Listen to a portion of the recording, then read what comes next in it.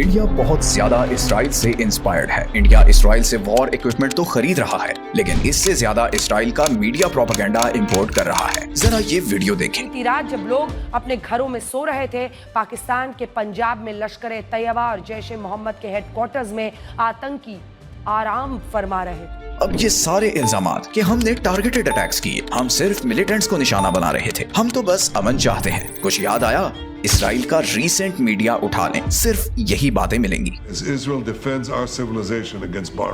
लेकिन इंडिया भूल जाता है कि इसराइल की लड़ाई है निहत्ते मासूम लोगों के साथ, और इंडिया की लड़ाई है पाकिस्तान के साथ, जो इंडियन एग्रेशन और प्रोपेगेंडा का जवाब खूब देना जानता है। पाकिस्तान के खिलाफ इंडिया के इसराइली हथियार काम नहीं कर रहे, चाहे वो मीडिया प्रोपेगेंडा हो या फिर ड्रोन्स। पाकिस्तान ने रीसेंट झड़प में दुनिया को न सिर्फ ये दिखाया है कि इंडियन मीडिया कितना बड़ा झूठा है, बल्कि इंडियन एयरफोर्स और आर्मी को भी कहीं का नहीं छोड़ा। यहाँ तक कि इंडियन अवाम भी इंडियन मीडिया का बुरा हाल कर रही है। इस वॉर में पाकिस्तान की 3 मेन वॉर स्ट्रेटजीज थी, आए इन्हें डिटेल में देखते हैं।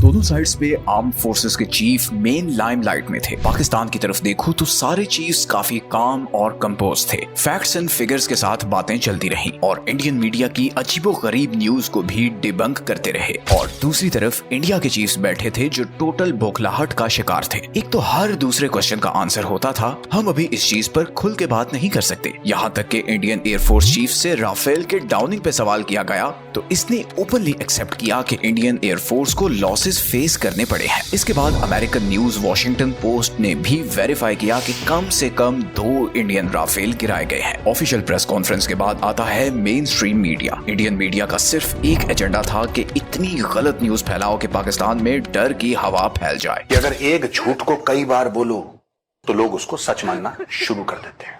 ये युद्ध की सच्चाई है दोस्तों, आपको बुरा लगे अच्छा लगे, लेकिन ये है। कराची फट गया, पाक आर्मी चीफ को पोस्ट से हटाकर गिरफ्तार कर लिया गया। शहबाज शरीफ मुल्क से भाग गया। पाकिस्तान की न्यूक्लियर साइट तबाह हो गई। ये सब ऐसे क्लेम्स थे कि जिनको चंद घंटों में ही वेरीफाई कर लिया गया कि सब बेसलेस हैं। असल में इंडियन मीडिया भूल जाता है कि ये 90s का दौर नहीं है, बल्कि 2025 है। झूठी खबरें आसानी से पकड़ी जाती हैं। पाकिस्तान को इंडियन मीडिया को टैकल करने के लिए ज्यादा मेहनत नहीं करनी पड़ी, बल्कि इंडियन मीडिया ने खुद ही अपना इमेज दुनिया के सामने इतना बिगाड़ लिया है कि आज इंडियन अवाम ही इंडियन मीडिया को बैश कर रही है। झूठी खबरें चलाई, झूठी खबरें प्रसारित किए, झूठे वीडियो प्रसारित किए।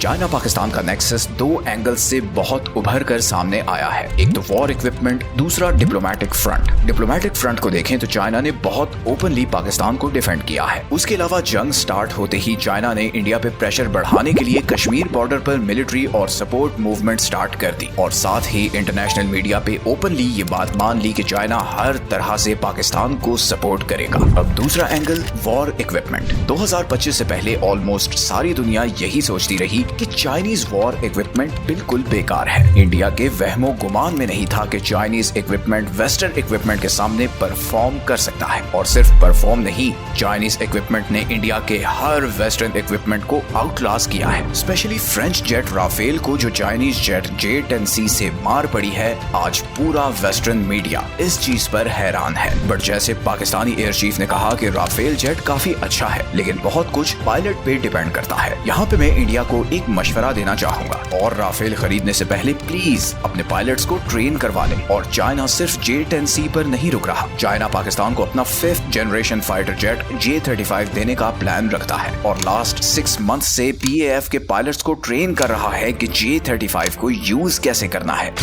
जी, लगता तो यही है कि हमारे राफेल जो सबसे सोफिस्टिकेटेड माने जाते थे और काफी महंगे एयरक्राफ्ट फाइटर जेट्स हैं, वो मुकाबले में नहीं आए और उनको ऑलमोस्ट ग्राउंड कर दिया गया है बोल के।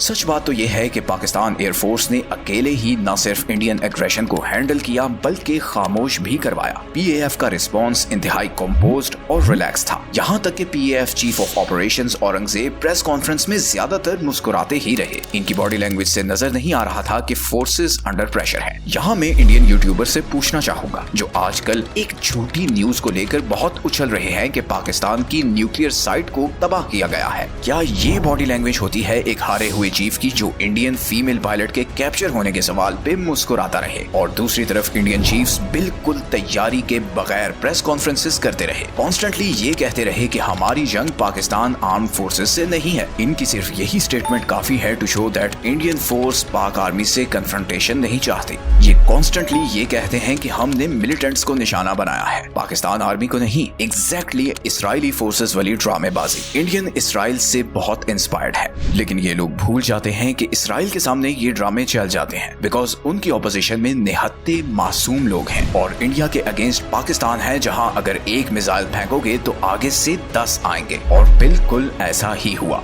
DGISPR ने कहा था कि जब हम रिस्पॉन्स देंगे तो पूरी दुनिया देखेगी। फतह 1 यूज करने के बाद 3 घंटे लगे इंडिया को ट्रंप को इन्वॉल्व करके सीज फायर करवाने को। मैं सिर्फ इंडिया से एक सवाल करना चाहूंगा, जब आप जवाब के लिए तैयार ही नहीं थे तो शुरुआत क्यों की? अगर अपने दोस्त इसराइल के मॉडल पर चलना है तो थोड़ा सोच लो, क्योंकि ना तो इसराइली वेपन्स पाकिस्तान के खिलाफ कामयाब हुए हैं और ना ही झूठे इसराइली प्रोपेगेंडा टैक्टिक्स कामयाब हुए हैं। पाकिस्तान जिंदाबाद।